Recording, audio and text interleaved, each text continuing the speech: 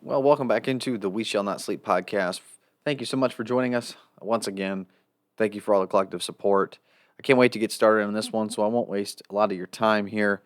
It is amazing to see the continued support and listenership that's grown over the last few weeks. The guests, my heart is with you. I'm indebted to you all for your willingness to come and share and offer your perspective on things that are really important. So thank you so much to everyone who has come and will continue to be a guest on this podcast, to which you can find us on all of the streaming services, Apple Podcasts, Google Podcasts, YouTube. Feel free to comment, leave a review, like, subscribe. Also, if you'd ever like to have a particular guest for a request, constructive criticism, any other type of feedback, feel free to drop an email at wsnspodcast@gmail.com. Alrighty, without further ado, my guest this week, extraordinary man, committed to Christ. He is somebody who served in our military, armed forces. He was in the Air Force. He is a licensed counselor. He is an educated man. He helps at-risk teens. He serves on my church board, and I call him my friend. And his name is Eric Moor. Please welcome him now.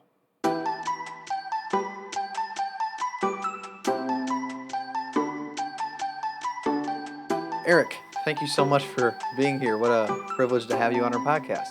Hey, it's good to be here. Where's the music? Well, the music, I usually had that in afterwards. In Oh. fact, I actually am working on a way of integrating it all live eventually, but not that fancy yet. Not that fancy. But my gosh, like on Friday night, both at the, end of a work week for me, you've been on Yes. vacation and you're fully rested. It's been blessed. It's been a blessing. Yes. I am happy to have had this time off. I don't usually get 2 weeks off, so I had to beg, borrow, and steal to get this off. Well, what a way to end it! And again, it's an honor to have you on here. We have met each other. I mean, when did we first meet? If I had to guess, it was probably when my mom was in your same cohort. Was that way back in like Yeah. 2008, 2009? 2009 was when we began, and I believe I probably met you when we came to your house to work on a group project. Okay. Yeah, I vaguely remember that because it was like, oh, it's the bald guy that's here. I didn't know. Yeah, yeah, So yeah. it's just like my dad. Oh, I just don't remember. I remember was Ramisha a part of that too? Ramisha, Chris, and oh my gosh, Shelly. Okay. Yeah. I don't, for some reason I can't remember Shelley, but I do remember you. And the thing is that once you guys had me down at our church, I'm like, oh yeah, of course he looks familiar. And the thing is, I didn't know if I recognized your wife Stephanie at all. I don't think I ever met No, her. no, I don't think that you did. There was one time you were marching in one of the parades in Spring Arbor, Hmm. and my son was marching um, with the junior ROTTC group from the Career Assist Center. Oh, okay. And so Stephanie and I were there to watch that, and I was snapping some pictures of you with your big drum set Yes. Okay. to give to your mom. Yeah. So that one must have been in my senior year then. At that point in time, it's like 2012. Well, that's cool. I didn't know that. I didn't know you were taking pictures of me from Yeah. when I was in high school. It's only a little creepy, but I'll let that go. So that's how we got connected. Yes. As far as like, hey, we're familiar with one another. I remember seeing you at graduation. What year? What year was that graduation? Would have been. I didn't go to our Oh, you didn't. our undergrad Okay. graduation because it was supposed to be one weekend, but then there was an outbreak of not not coronavirus, but the Swine flu? no, I forget what it's called. Your mom Not will Ebola. know, but there was an outbreak of some SARS? but no, I'm gonna go through all of them. some virus on campus, and so they had to postpone graduation to MRSA? a later date. MRSA? Not no. Hey, we'll I just think it continue. started with a C, Oh, okay. but it wasn't Corona. Which everyone knows what that is now. But yeah, okay, so that would make sense. I remember that day pretty clearly because I was so proud of my mom. But Yeah, and yeah. then we'll probably get into this a little bit later. But then until 2020, because I don't think I saw you. I don't think I talked to you in that like 8 year gap. My mom was always frequently mentioned you because Right. just conversation and like so you're always familiar to me. You weren't a stranger because I was basically living vicariously through my mother and saying, "Hey, I wonder how Eric's doing." Well, I don't have to ask. My mom will just tell me how Eric's doing. So that it's really really cool to see and get to know you now and try to piece the past together of like, oh, so you Mm. were there when this happened, which I had no idea. Yeah. So I mean that type of the insight, like I said, we'll get to a little bit later. But I haven't actually asked you to elaborate more on this in person. Because I wanted you to on the podcast. What is your personal story like? How did you end up spiritually where you're at now? How did you become Hmm. a Christian? Yeah. Well, first, I mean, thanks for having me here. I still, after listening to your other podcasts, I don't know what I can contribute better than those other people have. Every one of those guests had the same response, mind you. Okay, so the floor is yours. Um, so I came to Christ. We grew up, well, I didn't grow up in a church going home. Church wasn't discouraged. As a matter of fact, my mom sometimes took us I grew up in Albion, and there was a couple Baptist churches there that we would go to, mostly for youth stuff or whatever. My brother played on like the Baptist church softball team when he was in high school, and so um, church wasn't discouraged, but it wasn't like a part of our life. It was just something that every now and then we would go, depending on what was happening. Um, And when I really came to Christ and developed a relationship with Him was when um, my wife and I had been married for almost 10 years, and we were fighting all the time. It was bad, and I had a really bad temper. It was bad. Road rage, like to the point where I'm trying to run people off the road so I can get out and stomp on them. Um, and uh, the rage really upset her. The rage that I was dealing with really upset her, and we just fought a lot.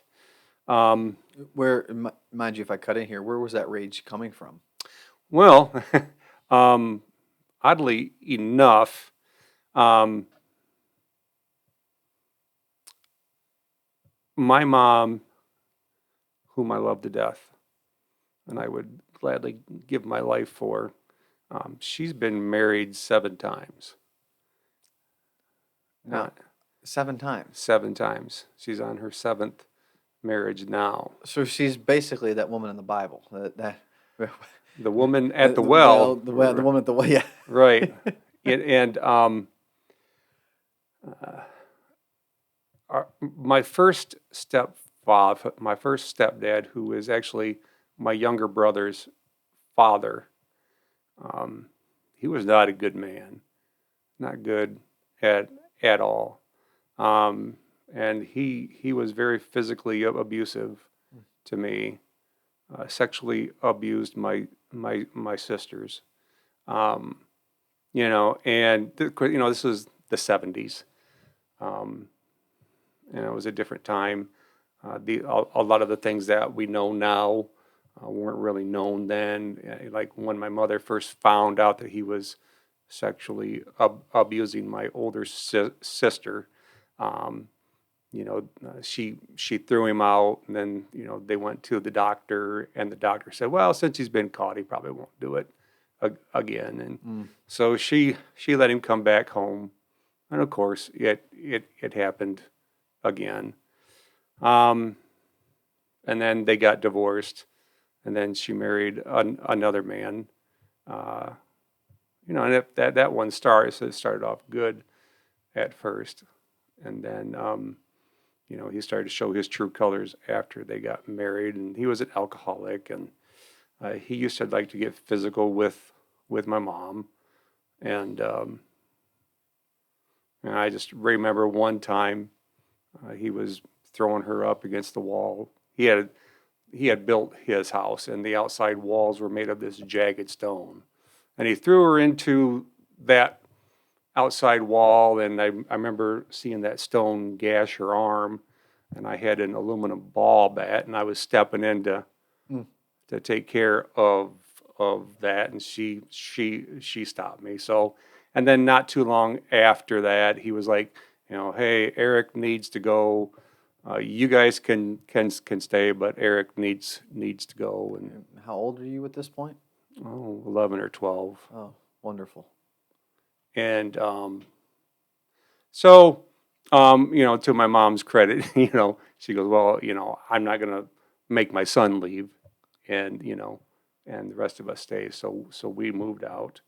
I think that was my 7th grade. I was in 7th grade at that point. And then, it's just, so as the years went by, I just had a lot of pent up anger. When I was, trying to remember, I was in my very early my very early 20s. It was before I joined the military, and I joined that at 22. So I was either 19 or a 20. My brother's father, the one who was abusive to us, my younger brother was about 12, and he came down, picked him up for the weekend, took him home, said, well, you've got your life and I've got mine, and so we probably shouldn't see each other anymore. And of course that angered me too. Yeah. So then I joined the military, spent 4 years away from home, moved back, and as I grew older, just started, there was just a lot of anger. I remember I worked at a tool shop in Chelsea, and I know that my brother's dad lived in Manchester. Mm-hmm. And so Okay. I used to drive back down to North Adams through Manchester. I'd come back down 12. Yeah. And for those people who don't know, that's a little bit of a drive. It is. Yeah. Yeah. But I'd be looking for this man, and I don't know what I know that in my head I was like, if I ever see him, I'm going to kill him.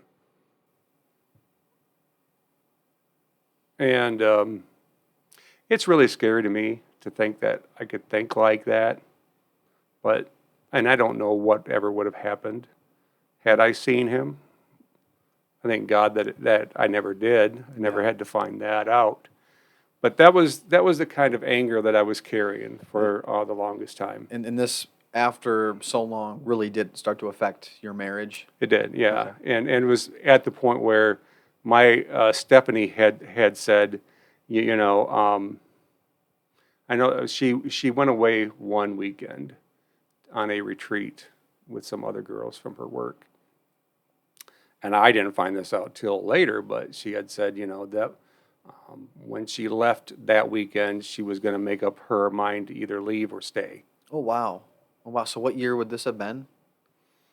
Oh, let's see. Brett was about a year old, so about 97 Okay. or Just 98. give people a reference. So I'd Yeah. have been like 4 years old at this point, and you were married already 10 years at this point. We got married in 89. Okay, so just So short it of was that. around 7, So 8 years. and so that she goes away, and that was she went to decide. Now, as you're dealing with this, not knowing, is your wife, is Stephanie, is she like religious at all? Is she? No. No. Okay. None. But she worked for a guy named Dr. Scott Watterson. Oh yes, yeah. The people in Jackson know that name. Yeah. And she was his hygienist for, I don't know, 9, 10 years, or one of his hygienists. Mm-hmm. And of course, everybody there that she worked with, they all went to church together over here in Spring Arbor. Mm-hmm. And Yeah. she just noticed that there was always something different about them, and they Sure. were always, they seemed so happy quite often. And one of them, I think it was Sharon McCarroll, invited her to church, and she went at first without me, um, and And this is sometime after this kind of pivotal moment in your yeah, marriage? yeah. Okay. So she came home and she had decided that she was going to make it work. Right. She talked to one of her friends, and this friend that she worked with had gone through a divorce, and she was encouraging Stephanie to work it out. Mm-hmm. So she did. She stayed, and then she started going to church first, and then I started going with her. So what led to that then? Is it just because she's going? I mean, did you see a palpable change in her attitude towards your marriage because of church, and then that kind of softened your? I mean, had you ever stepped into a church before? Oh yeah, Okay. yeah, Okay. yeah. All right. And I mean, when I went through basic, we went to church every Sunday. It was Okay. just it was a great way to relieve stress. Sure. And Okay. then when I went to tech school, the security police tech school there at Lackland, I continued it. I Okay. kept going to church every Sunday. So it was good. But my wife was not interested in it, and when my wife's mom died from brain cancer when she was 16. Wow.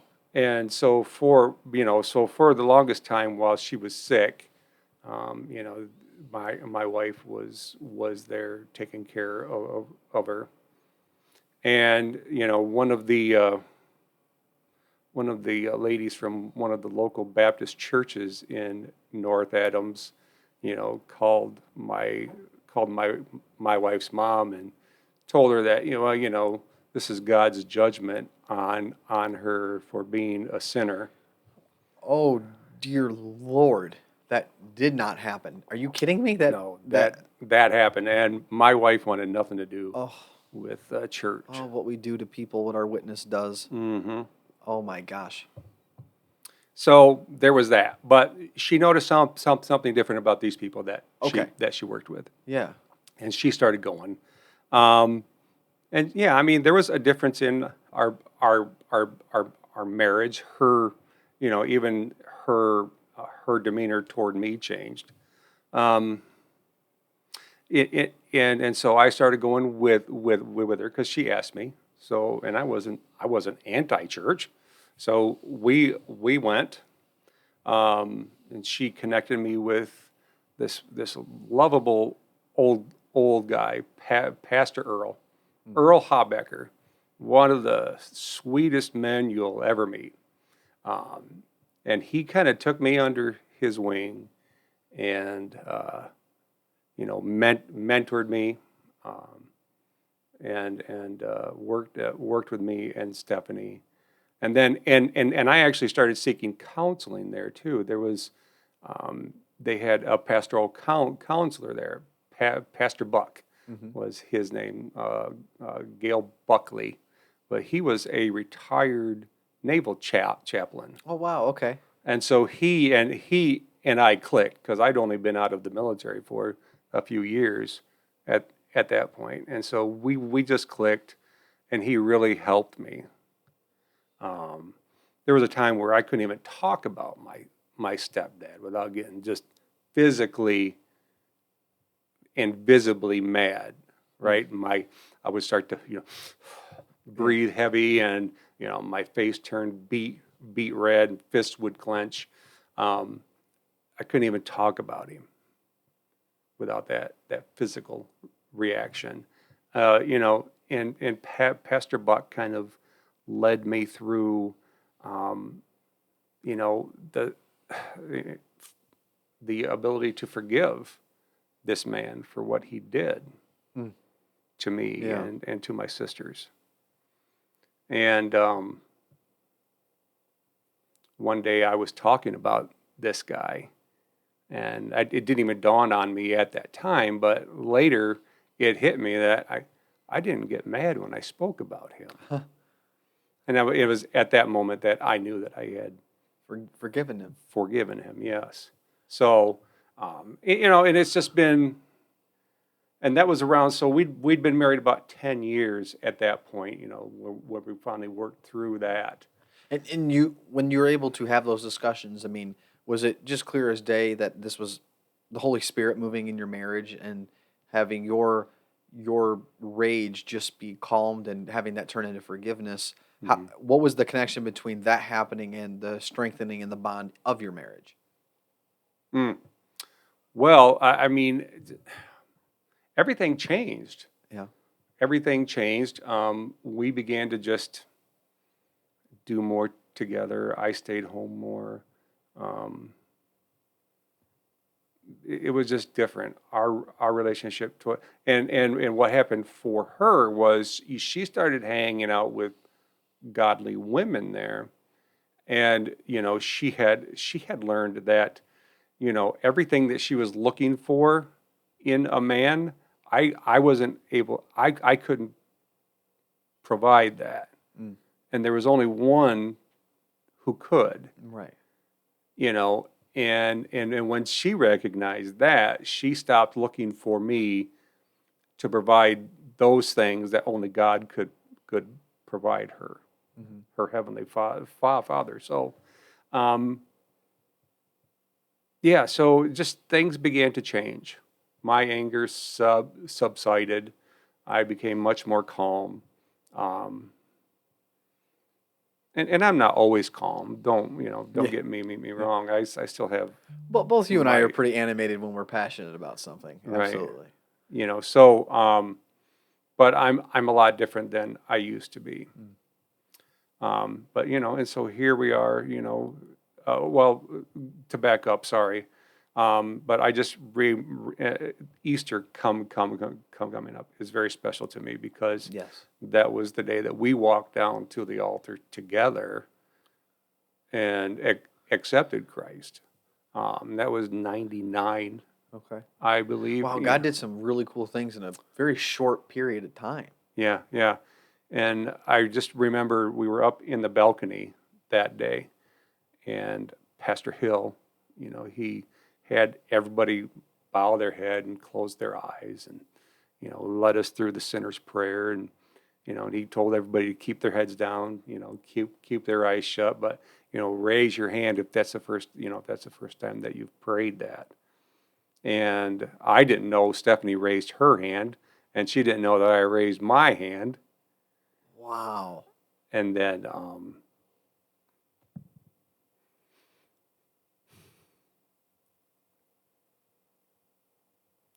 And then he asked us all to, walk down, and we did, and things have been different since.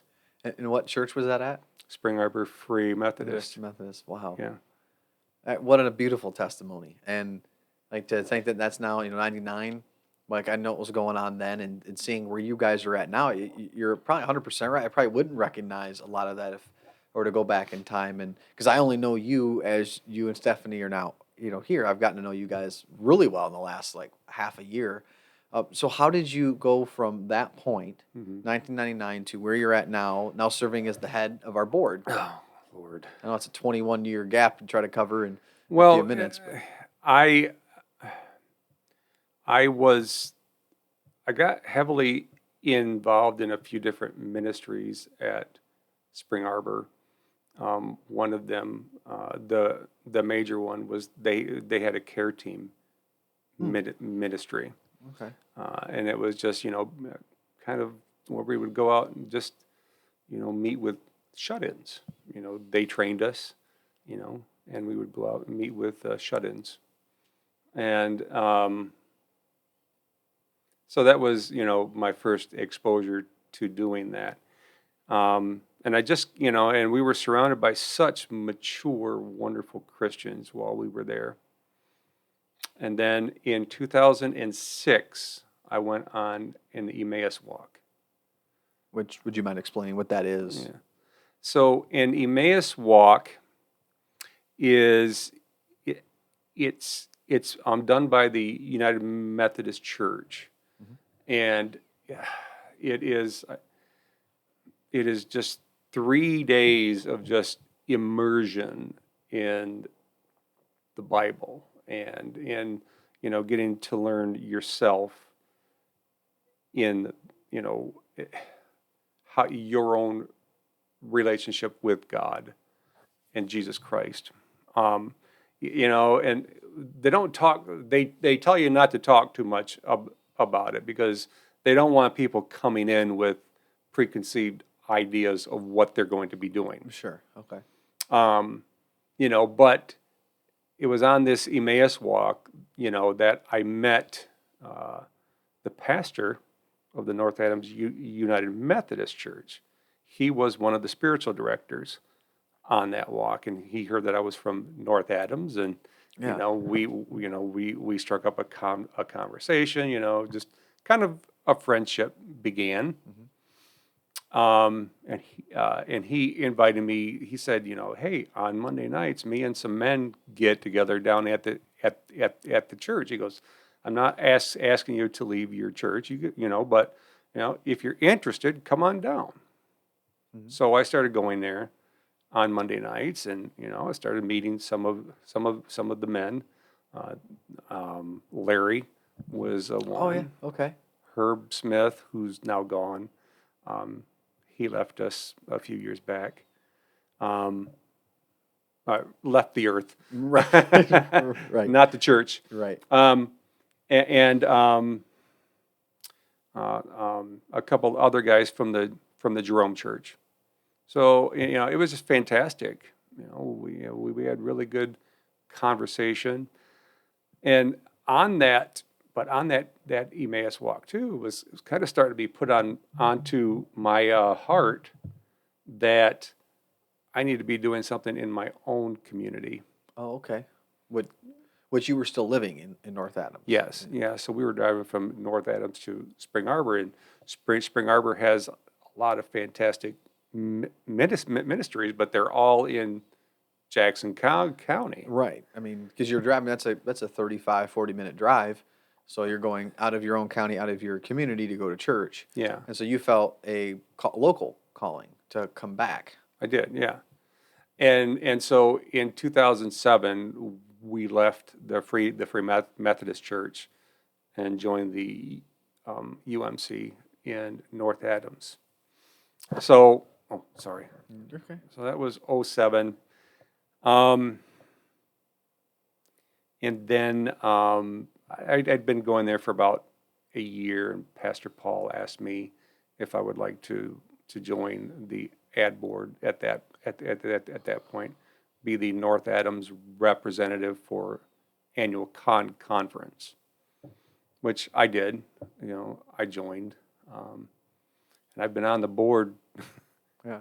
ever since. They haven't been able to get rid of you, despite their Right. best efforts. Yeah. So and that's where, God has our paths aligned, and I will never forget that day I was out running. You gave me a call, and for some reason you wanted me to come down and fill some pulpit supply, and for whatever reason you guys have been trying to hang on to me despite my best efforts to leave. Yep. To say jokingly. Our little plans worked. So that's been beautiful to actually get to know you, and I guess to bring this in a way full circle is that in addition to the spiritual journey you went on, the reason why our families got connected in the first place was what I mentioned at the beginning is through this calling that you felt to go back to school. That my mom she just had this urge. She's like, I'm gonna go get my undergrad. I'm going to finish what I started because she had her associates from the local community college here in Jackson. Mm-hmm. And She's like, I think family life education at Spring Arbor. I've looked into the program. I think that's what I want to do. And, that it's done as a cohort and more, which a lot of people might not know how that's done as far as the education and curriculum. But you're with the same people the entire Right. way through. Right. And you just happen to be a part of that. And the amount of friendships and like the stories that have come out of that have been amazing. But in particular, you and my mom's friendship, was something that stayed strong. So I know the story how my mom led there. How did you go from you're out of the military, you're Yeah. doing your thing. What led you back to Spring Arbor? Obviously, you're familiar with the community, but what about family life education? Like what led you to that? Yeah. Well, I used to be, well, I still am a journeyman tool maker. They can't take that from me. I earned it. Um, and so I was a tool maker for years. And what does that mean for? So it's a skilled trade where we just, I run lathes and mills and such and make precision equipment. Okay. You guys might have a tool room where you work. Oh I yes, don't- absolutely. Okay. Yeah. So, but that's the kind of work that I did for 4 years. This is after the military, right? Correct. Yeah. Yes. Yeah. I did an apprenticeship Okay. through Northwest Tool here in Jackson. Went out to JCC, and finished that. But I was working in Hillsdale at this time, at a place called Precision Gauge. Oh yeah, yeah. I know where that's at. Okay. Yeah, and I believe that we did work for your shop there. Yes. So I was working there, and in 2008, things were slowing down. The economy was tanking, Sure. and it was coming, and it finally hit our shop, Yeah. and I got laid off actually at the very beginning of 2009, at the end of January. And so I couldn't find a tool making job to save my life, unless I wanted to drive to Kalamazoo or Grand Rapids, and Yeah, that wasn't going to happen. That would have been well over an hour and a half Right. either way. Yeah, and doing that both ways. So, I was on unemployment, doing my thing. And things were not picking up. Mhm. And, I have this curse or gift, whatever you want to call it, but it doesn't matter where I go. I've been standing in lines at a pizza joint, waiting to pick up my pizza. And people will just turn around and start downloading their entire lives to me. I remember one time I just ran in to grab a pizza, and Stephanie was out in the car, and 25 minutes later I come out. She goes, "What have you been doing?" I said, "Some lady was just telling me about her son that got hit by a car, and I just couldn't leave her, Yeah. So she goes, "That happens everywhere you go." The reason why I'm laughing is one, it's funny, but two, I can picture Steph just saying this. Like I can just see and hear it in my head. What were you doing? But and she's been there with me, where we're just in line, or we're just standing there, and people just start turning around, and they just Like, hey, download their lives. you look like you have nothing to do and are willing to listen.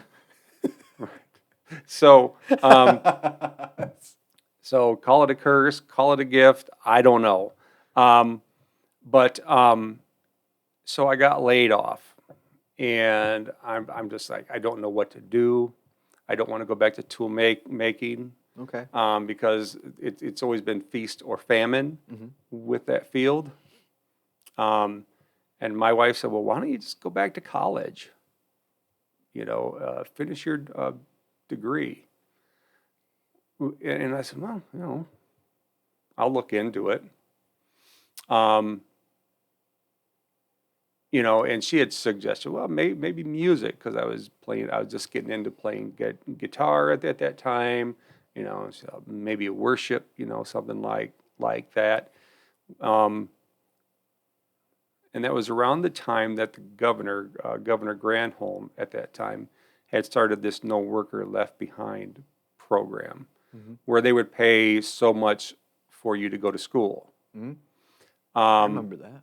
And so I applied for that received it, but you have to take one of these talent inventories, right? And you have to pick a field, like in your top five. Well, I took it, and in my top five, guess what number one is? Counselor, Yeah. or social worker. What was your reaction when you saw that? Did you say, "Huh, well that makes sense," or "Well, that doesn't sound right"? Yeah, I was like, no, counselor. And Stephanie said, well, everywhere we go, people talk to you. Maybe that's, maybe that's something. So I started looking into it, and I'm like, okay, but it also had suggestions for places to go to college and programs to take, and one of them was the FLE program at Spring Arbor. Which stands for Family Life Education. Yes. Which for those who don't know, if you had to explain that, just quickly explain that undergrad program. What is Family Life Education? Family Life Education is like, it's a program that really, it teaches you kind of just it's a basic understanding of family systems and how they work and how to help Okay. repair them. Okay. Yeah. So I had set my sights on becoming a counselor, and of course I had to get my undergrad degree first. So I prayed about it, and I went and talked to Glenn Yamakawa Yes. Oh, I remember him. at Absolutely. at Spring Arbor, and this was March, and the next class was starting on April 23rd.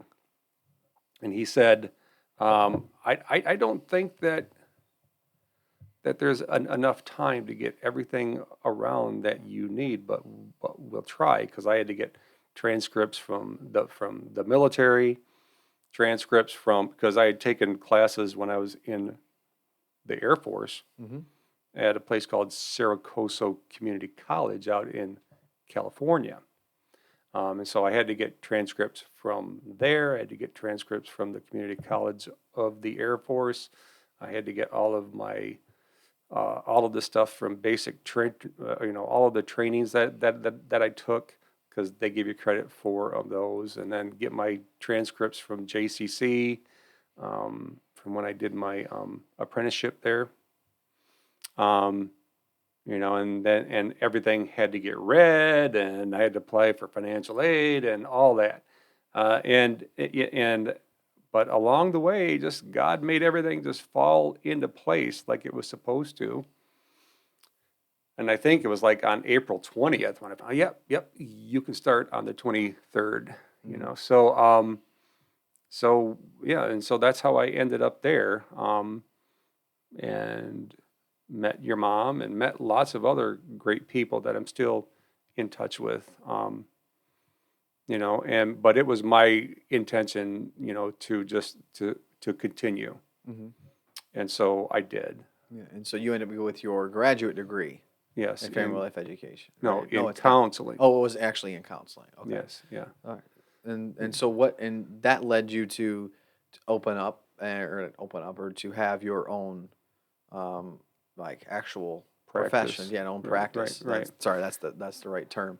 And so you are, a counselor, but that's not, and that is, that's something obviously we have talked about, and I still owe you multiple billings because how much you've helped me in the last few months, but that's not obviously the only thing that you do.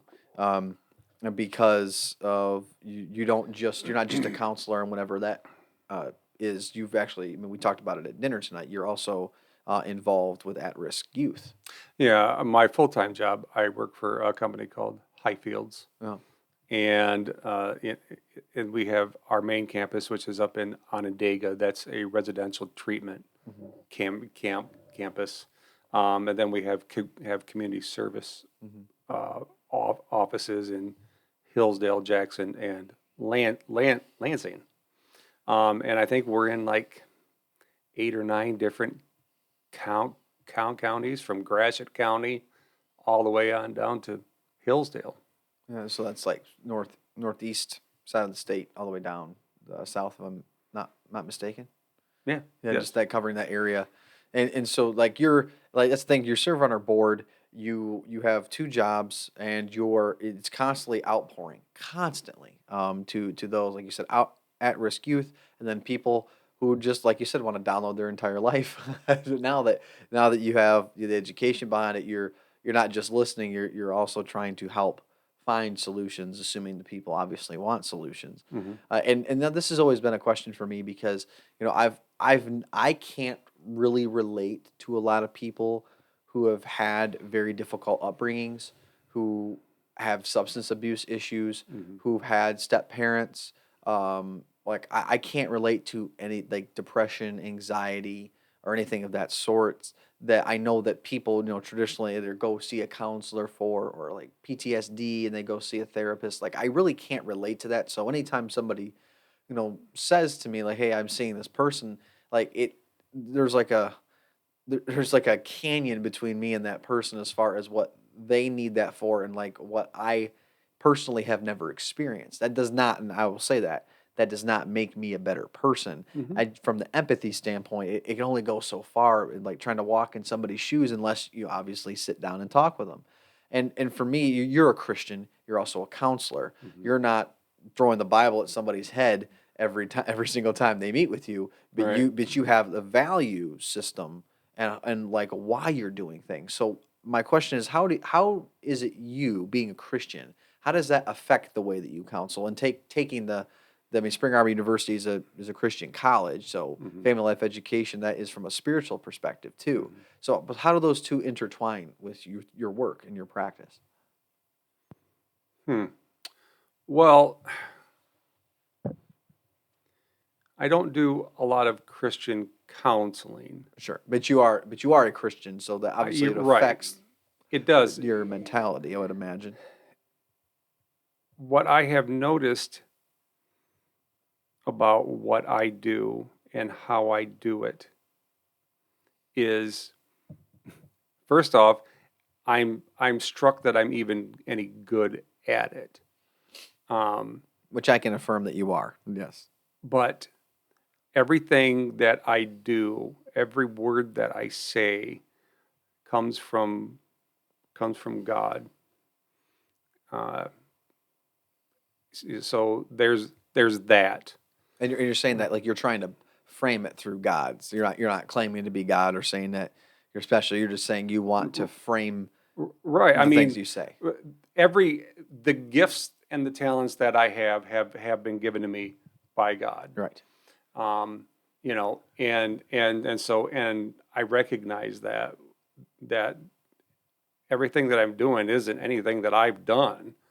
Mm-hmm. Um, so there's that piece, but also too, the idea that I don't care who I work with. Mm-hmm.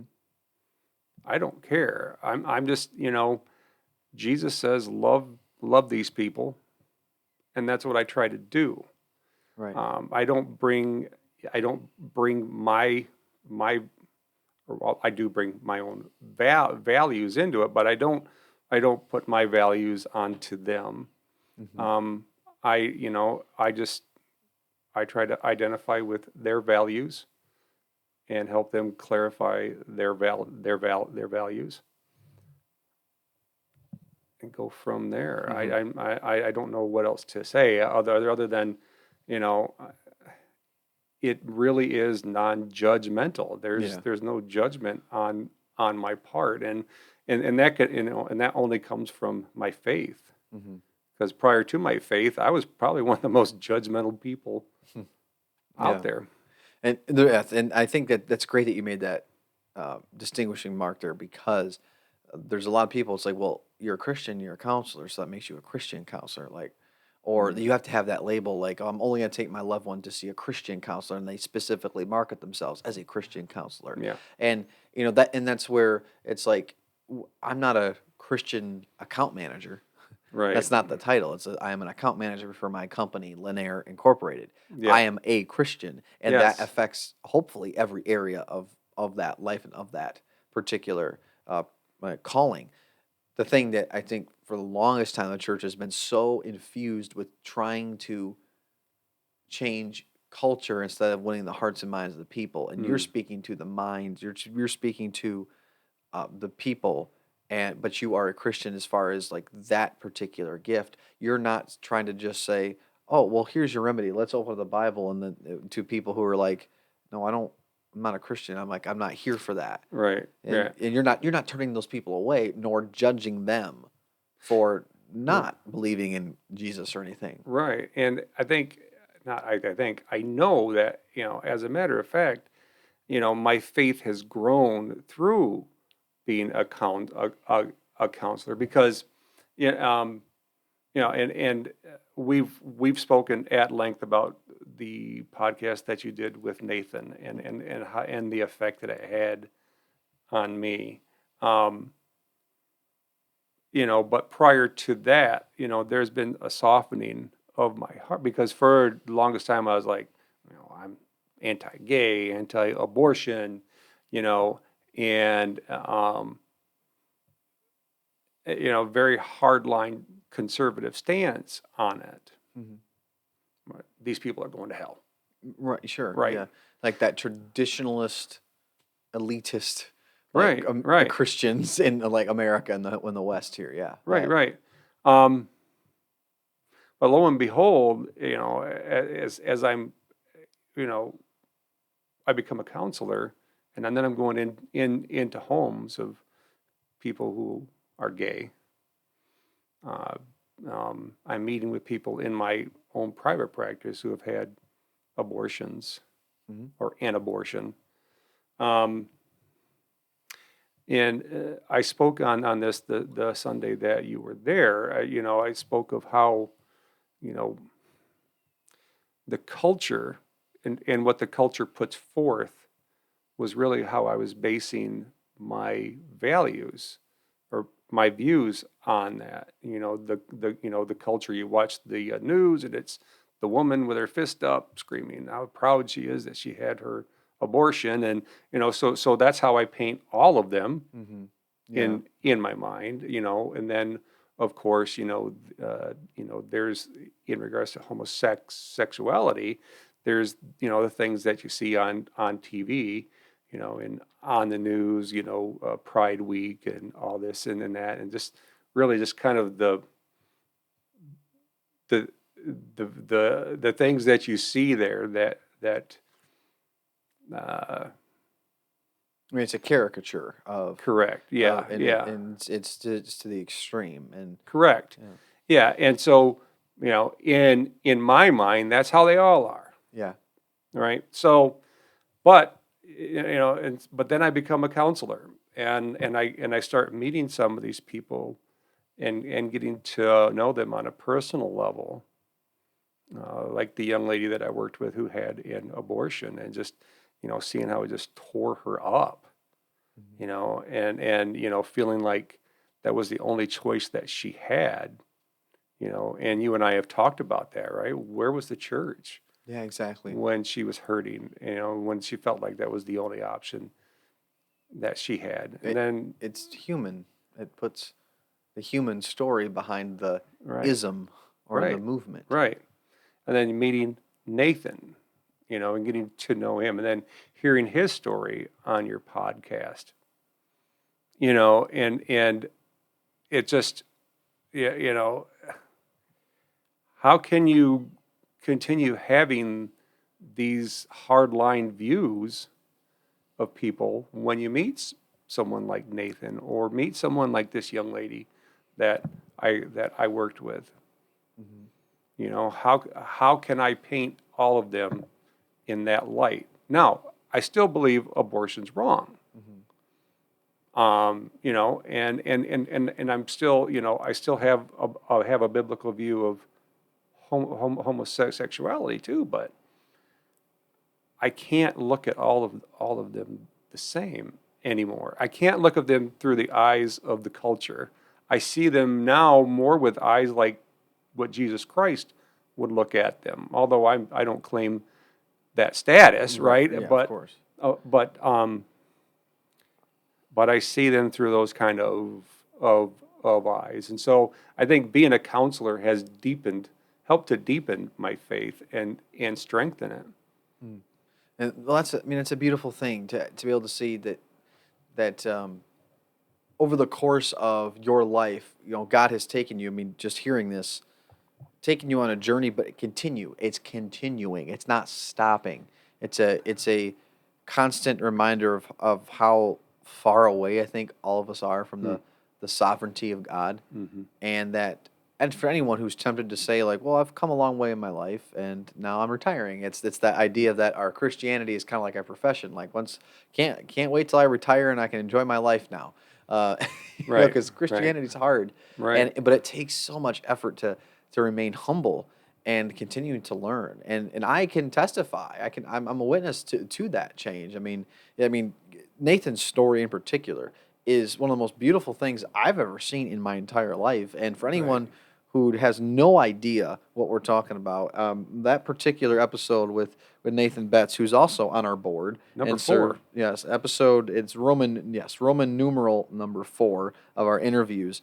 That episode is powerful, and he even found it himself very cathartic to listen back to Yeah. himself and Yeah. say, well, this is my story, because that's really the first time he's ever really told it to a broader audience. So I encourage people to go back and listen to that Me episode. too. Yeah, Me too. it's really good. The amount of guests that God has brought just our way. I mean, you're going to be number 6. Like it's unbelievable. Like how great it has been so far. Yeah. But man, like your testimony, like how you are running things with your counseling, that's something that I wish I would have known more about, because I was just as judgmental of like people who go to counseling. Because for me, it's just like, why don't you just read your Bible and pray more? Why don't you need someone to talk to about it? And that comes from a place of such ignorance. I fully admit that it's like, because I can't relate to somebody, that means they're somehow wrong, right? They're because like I don't have that issue, that means I'm just better. And all those other people just need to pray harder. And sometimes that's where my heart has been, and I realize how completely, I mean, it's stupid. It's moronic, that type of mentality, because it's so naive. It's indicative of a lot of people, a lot of teenagers.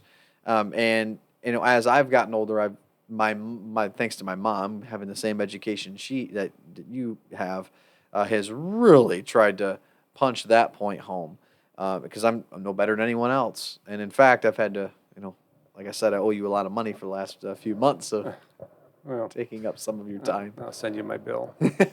But quite honestly, you couldn't afford me. That's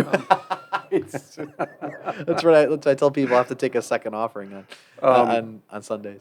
And it has just been it's been an incredible journey, and I'm just glad that it's not done yet. Yeah. And I had my youngest son, ask me just recently.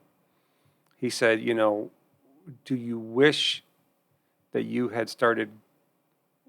Do you wish that you had become a counselor back when you were my age?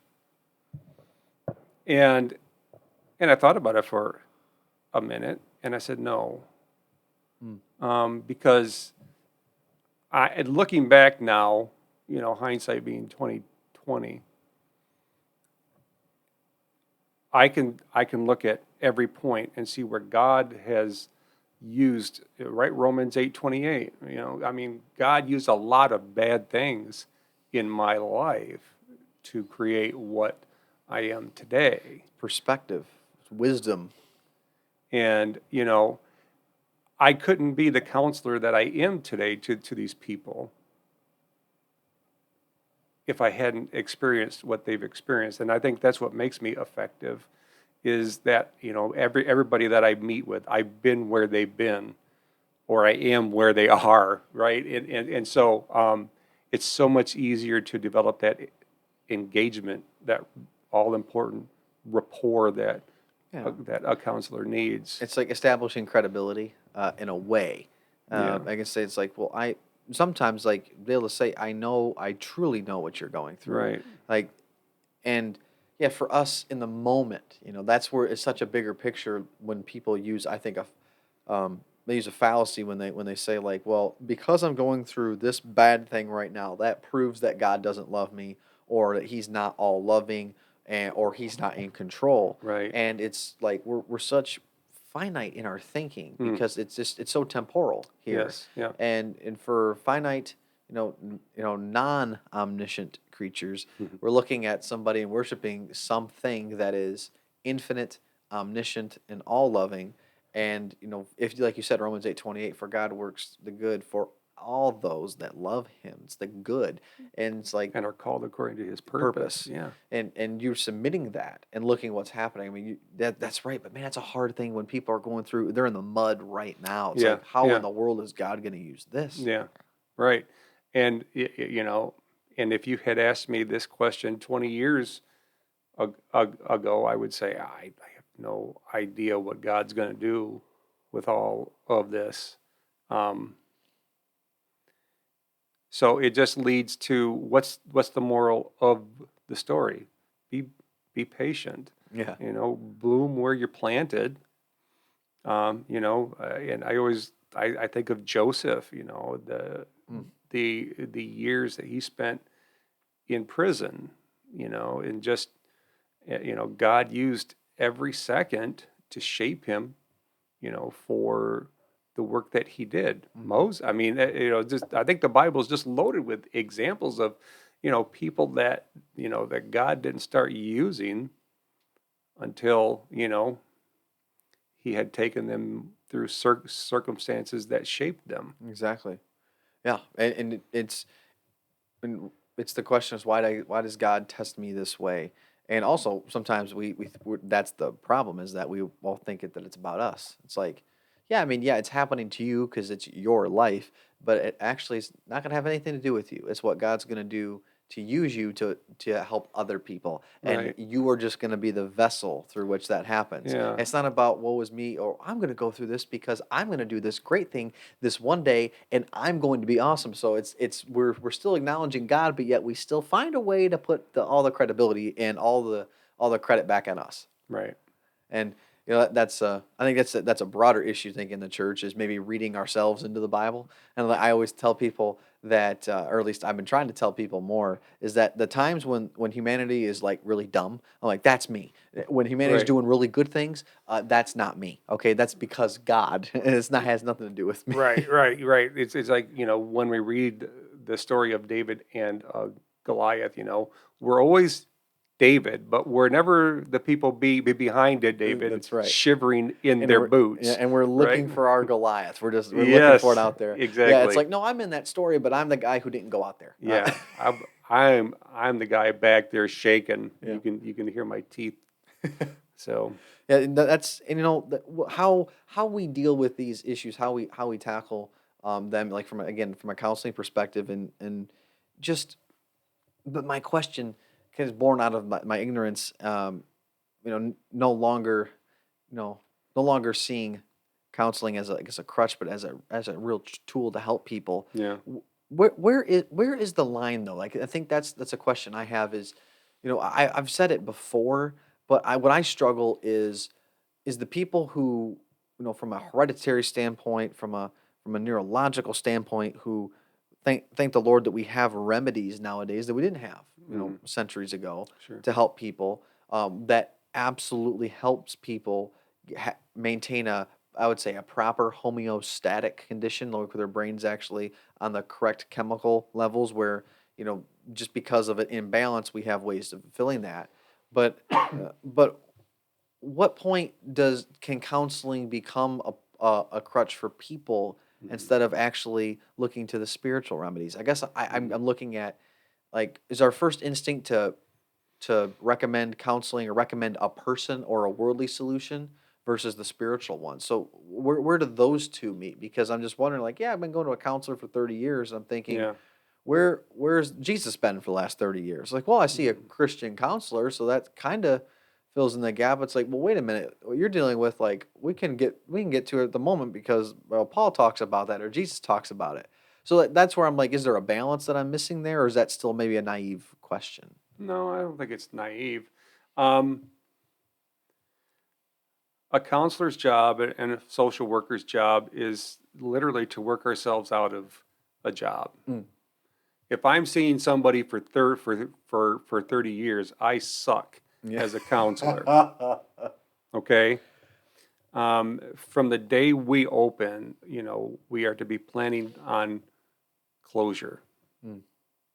equipping that person to, be able to have the tools that he or she needs to continue on without the help of a counselor. Mhm. Now, that being said,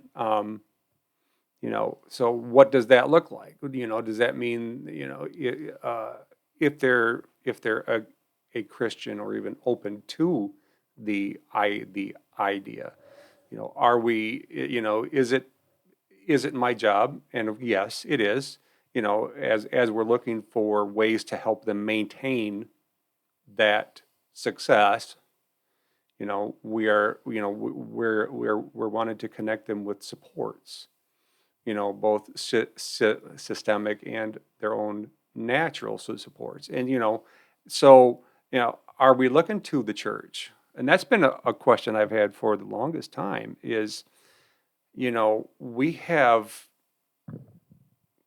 there is such a gap between mental health. There are so many people out there who can't get it. Mm.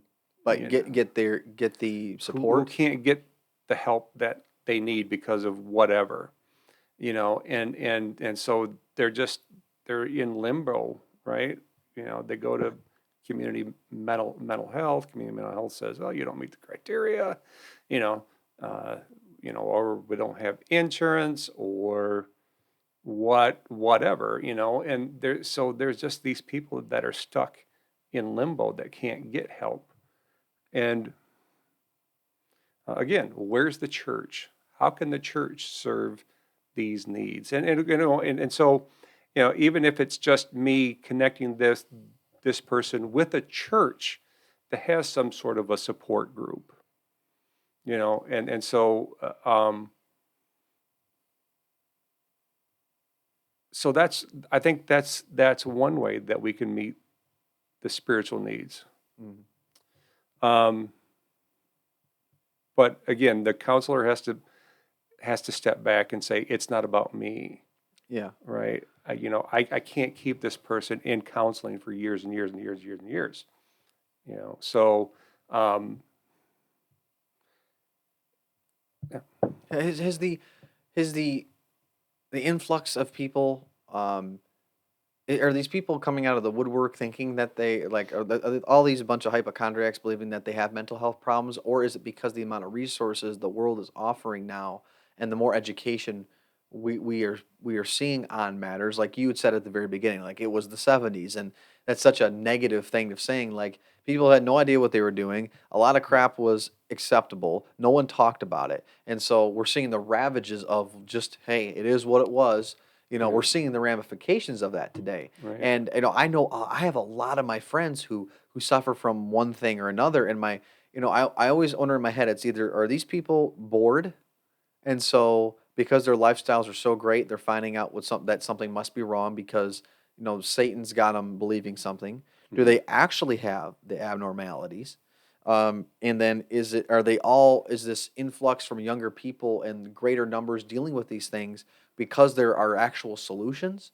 And because I have to ask myself, like, if we were living 100 years ago, we didn't have these remedies. Like from an evolutionary standpoint, these people either were outcast, they died, or they had to learn to live with that, and they didn't tell anyone. And I don't think any of those things are good.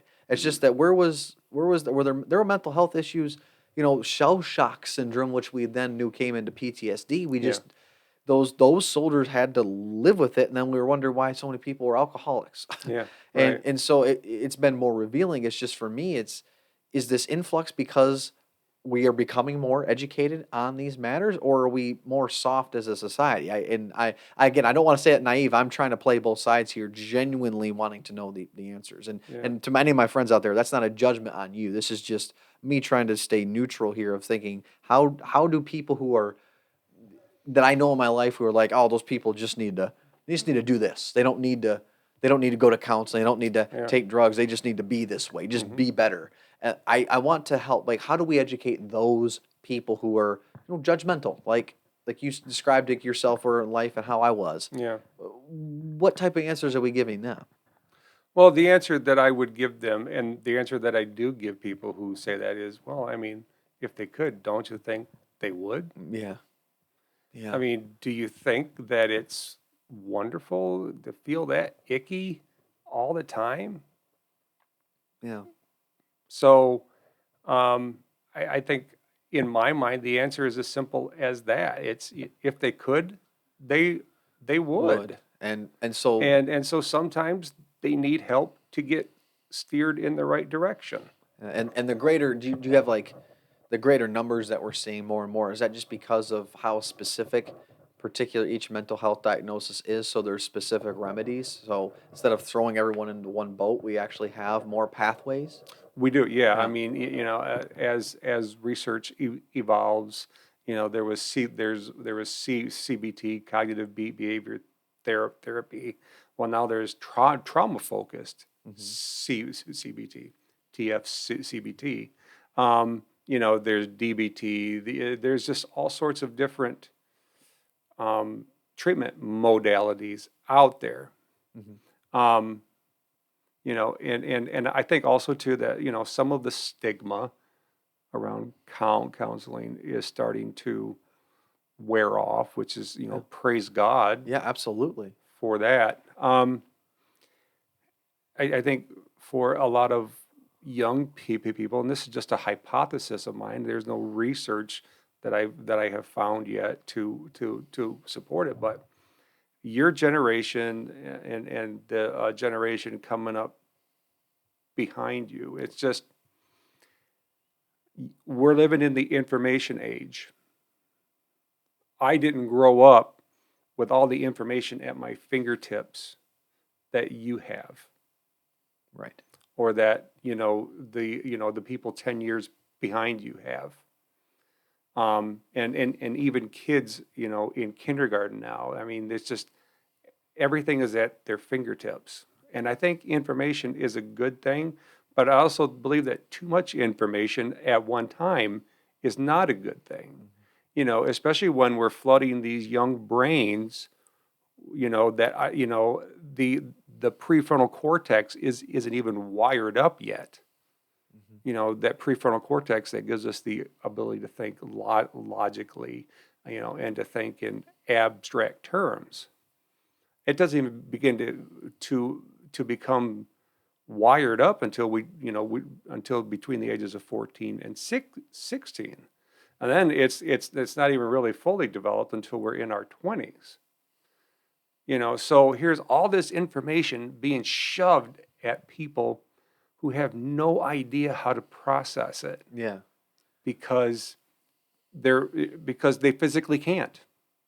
They Yeah. physically cannot process everything that they're seeing, the good and the bad. Right. And that wasn't a problem for my generation and for my parents and my grandparents, because we learned things slowly as they were developing, and of course, we'd have to go to the library and check out an encyclopedia, to look something up. Where as a fifth grader, can just Google it. Yeah, exactly. You know, Yeah, that's yeah, one of my friends sent recently in one of our group chats just this idea that we are just so much addicted to information.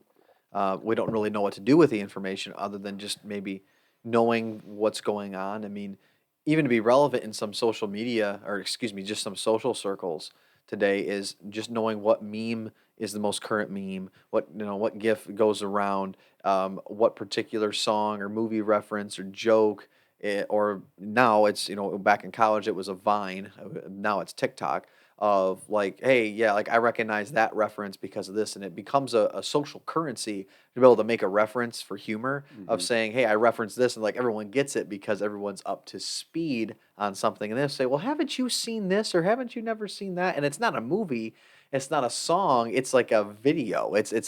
It's something that went viral on the internet, which is, hot now and gone tomorrow, but you had to have seen it in that like 24-hour window. But because we're all there, we all can make those self-referencing inside jokes, and everyone, for the most part, gets it. And then when someone doesn't, we either have to explain it to them, show it to them, but it's like it's an interruption, and like it's like a glitch in the matrix. Like, wait, how have you not seen that? But it's the currency. It's like the currency in Right. social circles. And yeah, we're not told what to do with it. We just are like, okay, well, how am I supposed to feel? Well, now you're starting to get that from our culture of, well, here is what you should do with that information. And of course, the problem is that I think the biggest thing in my own hypothesis is moving from a postmodern age of no truth exists to a post-truth age where we acknowledge that truth might exist, but we just don't care. Hmm. And so you're getting a lot of fatigue from the younger millennials, like people my age, so maybe 26, 27, 28, and then Gen Zers, where it's like, yeah, we got all this information out there, and guess what? It's done none of us any good, so why care at all? Hmm. And it's like, wait a minute, the older generations, you're telling us that we can't trust, you can't trust what's in your history books, you can't trust your politicians, you can't trust your teachers. And it's like, well, wait a minute, you're the teachers. It's your Hmm. generation that helped write these textbooks and do all this thing. So you actually have no idea what you're talking about. If we have no idea what we're talking about, then who cares? Hmm. What is the point of any of it? So it's turning into apathy, and that is the biggest challenge of not necessarily trying to convince people that God exists, because we're kind of moving out of the age of skepticism. Like there was a lot of harsh skepticism in our country, late '90s through I would say the 2010s, but we're starting to soften up on the idea of God, but it's like, why should I care that God exists? Hmm. That's a totally different person than saying, nope, God doesn't exist. You can't prove him versus, man, I don't really care, man. Like, I'm going to Right. live my life. Yeah. And like, that's what we're dealing with. So I think if that's the cultural mentality, and then you throw in the mental health issue or dealing with these things, how in the world as a counselor do you talk about values or give people a baseline if they don't even care if they have one or not? Yeah. Well, you know, the first thing that you have to have as a counselor is someone with a desire to change. Mm. And and I can work with that if you don't want to change. Yeah, sure. There's things that we can do. There's techniques and stuff for these young kids that their parents bring them in and like, I don't want to be here. I don't want, this is stupid. And Yeah. of course, we can talk and find something that can help. But there again, this is a kid being brought in by their parents. To find someone that is willing, that can do it on their own. Again, they just have to be willing to do it. And if they're not, well, we just wait until they get to that point where they are. I mean, Yeah. um, I would love to save the whole world, but I can only deal with what God gives me to deal with. Mhm. Yeah, that of course, being the wise person that you are, that's right. I mean, it's like, well, do you want help? It's the Jesus question of, do you Yeah, want to get well? yeah, yeah. And that's the question that I asked a guy here just recently. And I was able to because he is a churchgoer and he gave me permission to use spiritual language and quote the uh, Bible. And I actually pulled that. I mean, I said, do you want to be the man laying there whining and going, well, no one's here to push me into the water? Yeah. You know, Do you want to get well? Yes or no? So, yeah. Yeah, there has to be that recognition first, Yeah. right? Like it's that first step is the acceptance part. Yeah. And you mentioned something that I do definitely want to come back to is this it's the mental health. It's the least of these in our society, and I think I've been struggling in my own spiritual life sometimes to discern the will of God. I mean, that is Mhm. a hard, sometimes mysterious thing. It's like sometimes you're just like I heard from God, and other times it's just like I just am there. I'm just battling every day, picking Mhm. up my cross, and either I'm doing things really right or really wrong because I haven't heard from God, and then that thing, either inviting judgment immediately or He is trusting me with His silence, which is a that's a tough road. But I always used to think of God's silence as I'm being tested. It's like you're doing what you're supposed to do. Mhm. Sometimes too, it's not just like, oh, I'm supposed to learn something. It's like, no, I think what if you just keep going, Right. faithful servant, keep going. Well, even so, that the will of God, like that is it takes a lot of effort, but because Satan doesn't do anything new. I mean, Jesus even says, when he is lying, he's speaking his native tongue. Yeah. So sometimes I ask myself, well, what would God do? It's like, well, I don't know at the moment. I'm struggling, but I know what Satan would rather have me do. Mhm. And I think when I look at this whole broad category of mental health, from anyone who's just dealing with depression to somebody who has schizophrenia, and people who have thoughts of suicide and everywhere in between. Okay, so I'm going to make it a broad statement that I'm just wondering if sometimes, as a church, who don't step in. Even like you mentioned, the woman who had an abortion, like thinking that was her only issue. Where was the church to be able to be with her? Mhm.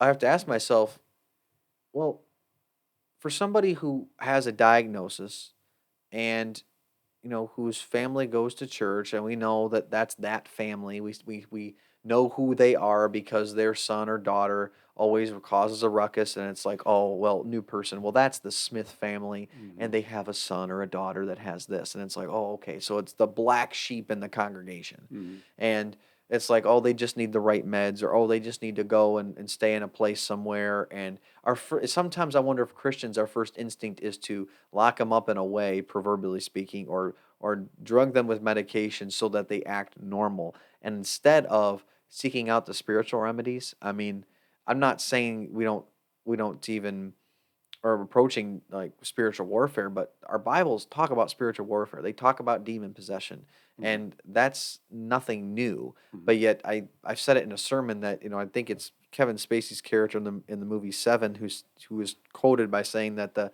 greatest trick the devil ever pulled was convincing the world he never existed. Mhm. And in our society today, we don't even in the church we don't talk about demon possession. We don't talk about the notion that if somebody's suffering from dissociative identity disorder and has multiple personalities, well, that's not multiple demons. That's just, we can explain it scientifically, but then when that abnormalities, I say abnormality not as an indictment, Mhm. that thing they're suffering with Mhm. is never cured. It's never Yeah. done. But Yeah. I'm just wondering. Some of the people that are described in our Bible, it's pretty freakish stuff. What Jesus and our disciples encountered and that they healed. I mean, even the testimonies of that. If you read through the New Testament, especially also in the Book of Acts, what people are being healed from. Mhm. We don't even consider that. I mean, I know there are churches that do. Yeah. I'm not saying that's the answer, but we don't even have the conversation. Mhm. Do we?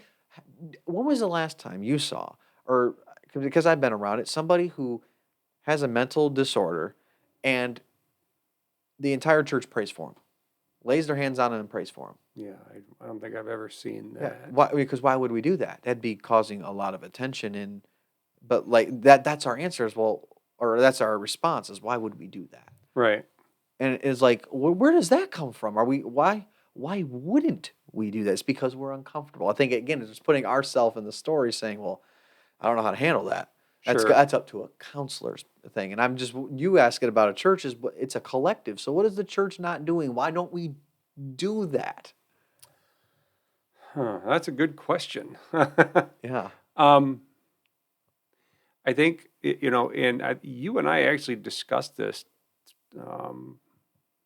not this last Thursday, but the Thursday Like 2 weeks ago. before, and it was, we have science out there trying to disprove Christianity. We have Christianity out there trying to disprove science. Why can't the two work?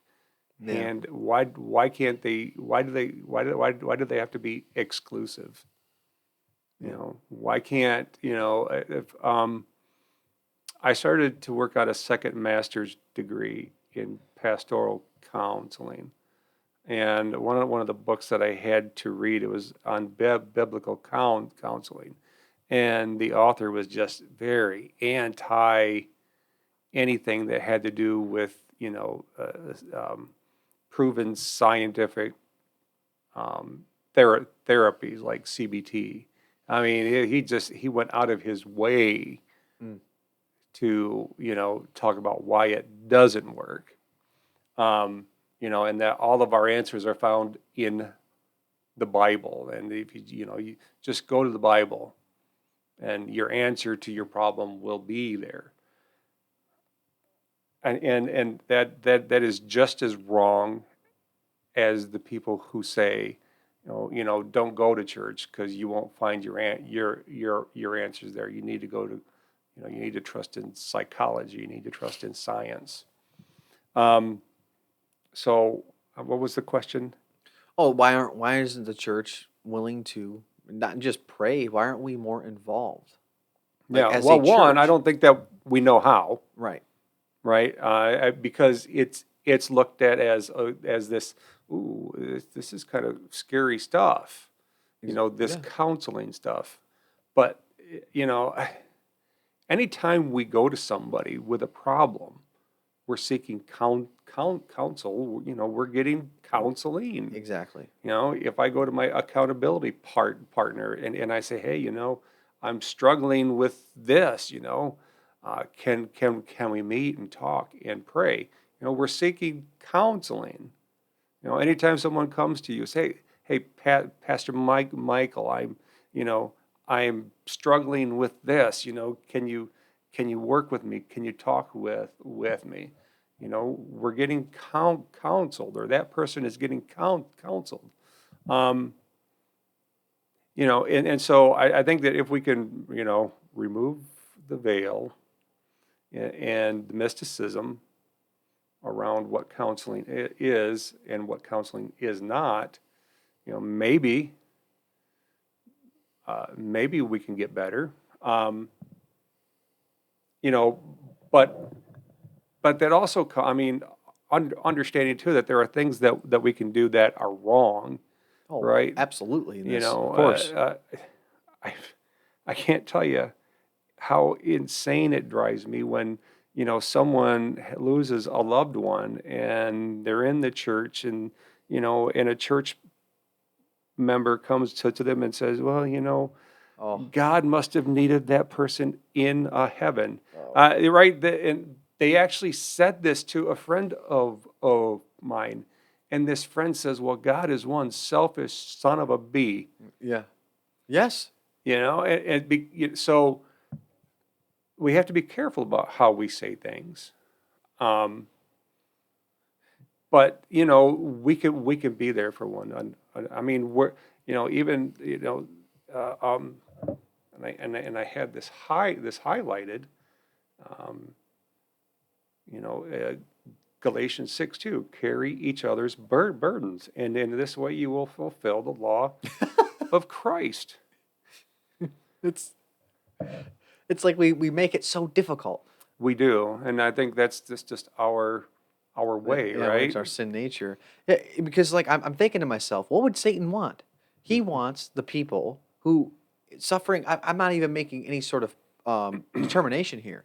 Demon possession and a particular, let's say, mutation in the genetic code. Like people want to say either or, I'd say both and what have you. I mean, people want to say like, well, that's the scientific explanation of a spiritual realm, and and we can't physically fix the genes, but we can pray over it. You have that type of thing. It's like, no, this medication fixes it, or no, all that stuff doesn't work anyway. You just need to pray to God, and it's like that's where Satan wants us to fight, Yeah. and Why that, can't the two just work together? yeah, and because ultimately, who's not helped? The person. Right. And Why? I'm like, that's what Satan wants. That's the end goal: is the person not to be helped, the Yes. congregation to be moved by fear to do nothing. Nothing. Yeah, and it's like it's not even the church that's like, I mean, if you look at Revelation, it's the church that's lukewarm, that God just, I can't, like, he wants to spit him out of his mouth, the church of Laodicea. Like, he stomachs the people who are just on the fence. Yeah. You know, like it, and that's where I truly believe the church has been on multiple things, but that's where for me it's like it's so revealing. It's like, what would Satan do? I Yeah. know that our common question is, what would Jesus do? But I'm like, what would Satan do here? What does he want? What's Right. his goal? Right. And I think that's a good question. yeah, and now that would be a good title for a book, is what would Satan do? That would certainly sell a lot of interesting copies. But I just I think to myself is like, whatever makes me really uncomfortable spiritually, that's what I want to run after. Mm-hmm. And it's not the stuff that's uncomfortable in a morally bad way or an unorthodox way. It's the things that I'm like, oh Lord, please don't call me to do this because I really don't want to do it. Right. That stuff I want to run after. Right. Like, because that shows you, like, I don't want to be a pastor. Look at what happened. Yeah. I Yeah, don't look want at to that. have to talk about homosexuality in front of the congregation. That's not something Michael Crable in my carnal nature wants to do on a Sunday Correct. morning. I want to Right. stay in my bed and sleep in, okay, and have a restful Sunday. Mm-hmm. I don't want to do that, but I must do it, you know? And I think as a church, if we're taking that type of mentality of Jesus, like, we're in the middle of Lent. We're coming up on Palm Sunday, and I'm going to talk about it at church. You're just getting a brief preview here. And for those listening thereafter, you'll have already heard it. But Jesus still had to come to Jerusalem. He could have just passed by it, but he Mm-hmm. had to he had to choose to come back. Right. And even in the garden, he's still saying, not my will, thy will. And I'm like, Right. Right. that we look at the person of Christ, and his whole purpose was to glorify the Father. Mm-hmm. And what glorified the Father was reconciling the world back to him and giving all of his children away, Mm-hmm. not forcing them, Right. not co-opting them, guilt tripping them, shaming them, but giving them a pathway for, like the rest of us Gentiles, a way back. And Jesus at any time, like, he could have he could have come down from the cross, exactly what the Roman soldiers were mocking him to do, and no. And I'm just wondering, is it my will or thy will? Which one is it? Mm-hmm. And that's where this old C.S. Lewis quote comes in. It's to the end of at the end of time, there'll be two different groups of people. It's to those who bend their knee to God and say, thy will be done. And to those, God will say, okay, thy will be done. Right. Like, and it's, as a church, I'm just wondering, no, it's my will. It's my will given by God because I got all these things. Like, we throw God in there to give us some credibility, but it's still, this is how I want things. This is how my church worships, or this is how my church does ministry. Mm-hmm. Like, okay, Right. okie dokie. Yeah, this is the thing. This has been a burden. Is how do we? This is the least of these. Like, the least of these is a big category. Yeah. But you're not just you. It's like it's generational now in your family of your family helping out, which I think a lot of people would say the least of these are like at risk, or people who have mental. See, I don't even say mental disabilities. We talked about that a couple weeks ago too. Who am I to say that somebody else, because they're different from me, I said it earlier, is wrong or defective or less than? Yeah.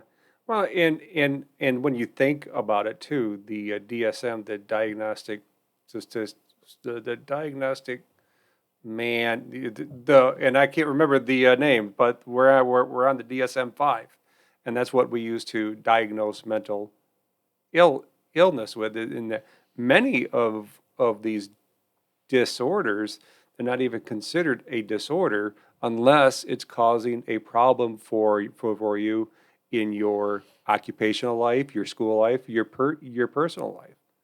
If it's not, that's one of the criteria.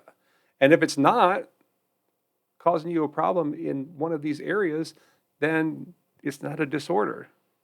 And so I didn't even know that. And to um, bring that up, it's the Diagnostic and Statistical Manual of Yes. Mental Disorders. Yeah, you know the thing. You do- I know what you're talking about. Um, so yeah, that's actually a really good point. I mean, my definition of good, my definition of normal is based on my own sinful understanding of the world. Absolutely. And so anyone who is different than me, looks different, talks different, sounds different, lives different, is in my mind immediately less than, if I'm just relying on myself Right. because they're different. I can't trust them. Or, well, I'd hate to live that way. It's like, well, they're going to probably think the same thing of me if it's the same standard. But yet, the message of Christianity, again, it's everyone's welcome. Everyone's welcome. Right. And carry each other's burdens. Are we carrying each other's burdens well? Are we unwilling to even pick them up? Is it too ugly? I think it's just too scary. Yeah. I think it's too scary. And then there again, and why is it too scary? Is it because it makes us uncomfortable? Is it because the world has said, well, only counselors and psychologists can do this? They're the only ones who are equipped to handle Right. these sorts of problems. Um, I don't know what the answer is, but I know that that's one of the answers. Yeah. And, it's not that we want to put you out of work, but you Please said, yeah, do. yeah, you're the ones preparing for not Right. being in work, which that's such a good way of putting it, is that you don't want to see the people forever. You're like, I hope I never see you again type of thing, like at least in this office or Yeah. something. Right. Yeah. And that's, I just collectively we can do so much, but I'm thinking if you look at what Satan wants is that no one gets helped, people don't talk, stereotypes, judgments, and yeah, it truly is uncomfortable. But I look at the person of Christ, and there was not one thing he was unwilling to do Yeah. in order to, in order to fulfill what he said. He was the fulfillment of talking the talk and walking the walk. Right. Right. Being willing to touch those Yes. people that nobody else was willing to touch, Yeah. or even to talk to. Right. Like the Samaritan woman at the well. Oh, this Jewish man is talking to Yeah. me. What's up with this? And to touch and heal lepers, Yeah. like the true Yeah. outcast. I mean, true outcasts Right. of Right. society. I mean, Yeah. we have outcasts in our society today, but not anything close to like that. I mean, not talking about just physical contact. I mean, yes, we have homeless that people don't make eye contact with, and that are among the least of these. That again, I don't think we do enough for. Um, but at the same time, like I think people are willing to physically be near them. But if you were like, well, you can't even like be close to people, and then this isn't a political statement. I just know from my own personal experience, those who are in homes because of COVID who haven't had the physical interaction. So you can see what happens to the human spirit when you can't be around people. Right. And that Jesus came right in and and healed touch them. Yeah. Right. Yeah. Can you imagine never going through your life being touched? Yeah. Never getting a hug, constantly being shunned and stay away from me, and then fill in the blank with whatever derogatory Yeah. term. And like where's the church, where was the church then? And where's the church now? And Yeah. I think it starts with having these conversations of what more can we do, and I think the biggest thing is when you ask yourself why you're not doing something, if it's because of you, like when you're being truthful in your answer, it's like, well, I don't do this because I don't feel, and it's like, okay, so it's your problem. That's part of the answer. If it's like, well, because that makes me uncomfortable, or I'm afraid that this will happen, or I don't know, it's all the eyes. It's not like, well, God told me not to help that person, or it's amazing what happens when you're honest and look how many times you are involved in the explanation. Right. Right. It's the selfishness. Yeah. But I also believe that each person's spiritual gift will dictate what they can and, Oh, for and sure. cannot do. But we can all, every one of us can show compassion and love Yeah, to someone. And again, exactly. it doesn't matter what their station is. You know, and again, going back to that conversation that we had last Thursday, about these we were actually talking about people aborting their children because they might have Down syndrome, because that's just bad, you know. Right. But according to whose standard? Yeah, exactly. Ours? So because if we're saying that this person is good and this person is not according to our standards, we are way out of line. Yeah. Again, who's at the center in that storyline Exactly. it has nothing to do with the child. It has nothing to do with what God's will is. It's well, Yeah. in those cases. I mean, it's in those particular cases that if that were to happen, and I actually have heard from people who that was the situation. So Yeah. like it's not just a hypothetical scenario. Yeah. But that's why, and I'm so excited about your leadership at our church is because you've brought this new level of thinking to it. I mean, I've never talked about that before. Never even thought about it until we had that conversation. And that's why I'm so excited for the future of our church, because we're having these conversations that we haven't had in that church since I've been there. And I can guarantee you they weren't happening before I came there either. So I'm just excited. Yeah, it's by the grace of God that we have made it thus far, and my goal, at least for our church, is to continue to push. It's that holiness never stops. Right. There's not a point where I don't think we can afford to ever look back and say, "Wow, I'm really proud of how far we've come." Um, it's just got to keep going. As Right. my father raised me, when I took out the garbage, I did the dishes, and helped my mom out around the house. And my dad would get home from work, and I can't wait to make my dad proud by giving him the report of the day. And what do I get? Is what are you waiting for? Like you don't get credit for doing what you're Yeah. supposed to do. Yeah. And they're like, all right, God, look we did a good thing today. And God's like, okay. Yeah. Yeah. Like I've commanded you to do that. If you love me, Yeah. you'll obey my commandments. Like why do you want credit for doing what you're supposed to do? Right. Yeah. We want that immediate reward. It doesn't mean we can't be self-aware of the good things that God has done. Yeah.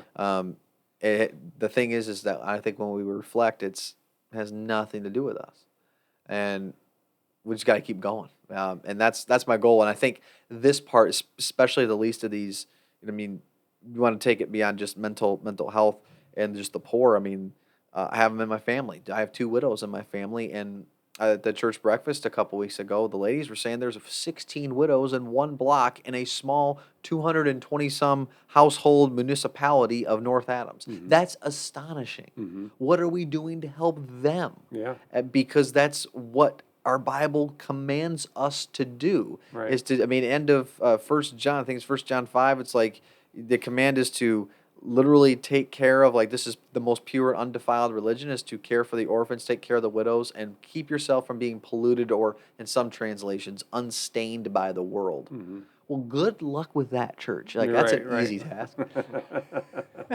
Right. Yeah. So But your steadfastness, your wisdom in our church and our board is so much appreciated because of your patience and just I don't know, you have a wisdom about you, not just a worldly wisdom, but that care of like carefree mentality of like, I don't care where you've been or what you're doing, like my arms are open. And I so much appreciate that wisdom and guidance, not just in my life, but thank you for being a good friend to my mother over the years. And it's she's been a amazing. good friend to me. Yeah, it's amazing to see what God has done in Right. your life. Yeah. Yeah. And again, hindsight being 2020. Again, we can look back, and say, why was Eric Moore and Julie Craig Crabell placed in this cohort together. For such a time as Is this. this, yeah, Book of right? Esther. Well, God only knows that particular, like where this is only going to go. But thank you so much for being willing to sit down tonight and add some real perspective into this ever growing topic. I think it's only going to become more ubiquitous, and for the younger generation, I think we, for the sake of those who were to come and who are already in our midst, I think this is something, the idea of counseling, mental health, and taking the spiritual realm, uniting it with the gifts, talents, and education that are in the scientific side of things, and not living by fear and embracing what God's given us. I think that's I don't know if that's the most prudent way, but I think that's better than just ostracizing both and living out of fear. I think that's probably I would better agree. way. I would tend to agree. Yeah. So appreciate your time tonight, Eric, and love your brother. And I wish you nothing but the best continuing your marriage and your faithfulness in the church and the church board. Thank you. And again, I look forward to your continued leadership. So Well, thank you, sir. All right. I'm excited. I am too. Well, thanks for joining tonight. We'll catch up with you soon. All right. All right. Bye-bye. Thank you so much to Eric and his time that we had this week. I think that was extraordinarily insightful. Different perspective from somebody who has lived it, has the credibility, education to offer his insight. Thank you so much, Eric. I'm just grateful I get to see you at least twice a week. And I really appreciate your leadership and your humility and how you approach these things, how you're always willing to listen. You're one of the least judgmental people I've ever met. You're always willing to hear somebody out and give them the benefit of the doubt. And I love that about you, brother. Thank you so much. Thank you for you guys for listening. Really appreciate you. We'll see you soon. And before our next episode drops, this is Holy Week. So happy Easter. Happy Easter to all the Christians out there who will collectively mourn and then celebrate together. Focus on Jesus. Keep him your Lord and Savior. Amen.